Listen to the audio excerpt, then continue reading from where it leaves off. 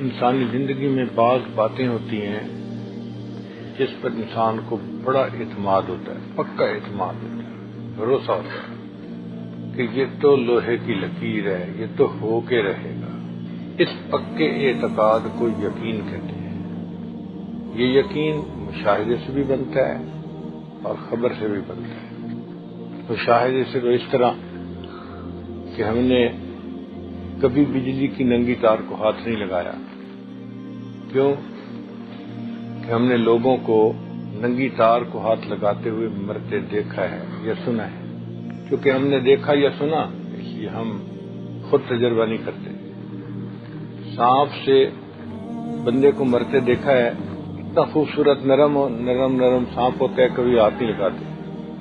اتنا نرم سانپ ہوتا ہے، ہم کبھی اس کو ہاتھ نہیں لگاتے۔ تو جس طرح انسان ننگی تار کو ہاتھ نہیں لگاتا، سانپ کو ہاتھ نہیں لگاتا، اسی طرح نبی علیہ الصلوۃ والسلام کے ارشاد پر انسان گناہوں کو بھی ہاتھ نہیں لگاتا۔ اس کے دل میں یقین ہوتا ہے کہ اگر میں گناہ کا ارتکاب کروں گا دنیا میں بھی سزا ملے گی، آخرت میں بھی سزا ملے گی۔ آپ دیکھیں ہم دنیا میں الٹرا وائلٹ ریز کو آنکھوں سے نہیں دیکھتے، لیکن لوگوں نے تجربہ کر کے بتایا تو اس کو مانتے ہیں۔ والدہ کے کہنے پہ ہم اپنے باپ کو اپنا باپ مانتے ہیں، آنکھوں سے نہیں دیکھا ہوتا۔ تو جس طرح والدہ کے کہنے پہ اپنے باپ کو اپنا باپ مانتے ہیں، اسی طرح ہم نبی علیہ الصلوۃ والسلام کے بتلانے پر اپنے رب کو اپنا خدا مانتے ہیں۔ ہمیں دیکھا نہیں ہے، نہ دیکھنے کی ضرورت ہے، کیونکہ اللہ کے محبوب صلی اللہ علیہ وسلم نے فرما دیا، ان کا فرما دینا ہمارے لیے کافی ہے۔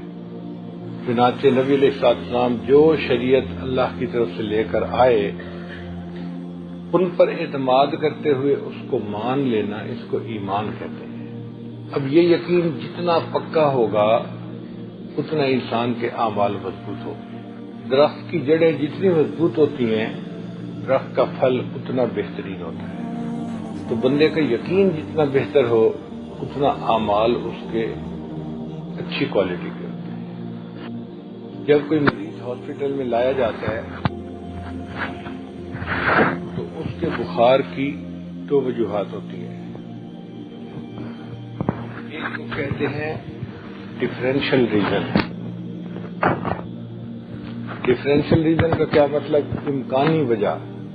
تو جب بھی ایمرجنسی میں کوئی بندہ آتا ہے، بخار ہوتا ہے، تو ڈاکٹر اس کی امکانی وجوہات لکھ دیتا ہے۔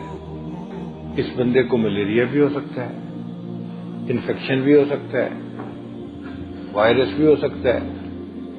یہ سب ڈفرینشل ریزن ہیں۔ پھر وہ اس کے بلڈ کو لیبارٹری بھیجتا ہے، لیبارٹری والے تصدیق کر دیتے ہیں کہ اس کو تو ملیریا ہے۔ اب یہ جو ملیریا ہوا یہ اس کی ڈیفینیٹ ریزن ہوگی، پکی ریزن ہوگی۔ تو پھر ڈاکٹر لیبارٹری کی رپورٹ پہ اس کے لیے ملیریا کا علاج کرتا ہے، باقی چیزوں کی دوائی نہیں دیتا۔ اس کو یقین ہوتا ہے کہ اب اس کو ملیریا ہے۔ اسی طرح نبی علیہ الصلوۃ والسلام نے جو باتیں ہمیں بتا دیں وہ ڈیفینیٹ ریزنز ہیں۔ مثال کے طور پہ اگر انسان استغفار کرے گا اللہ تعالیٰ آسمان سے بارش عطا فرمائیں گے۔ جو قوم اللہ کے حکموں کو ہلکا سمجھنا شروع کرے گی اللہ اس قوم کے خون کو ارزاں کر دیں گے۔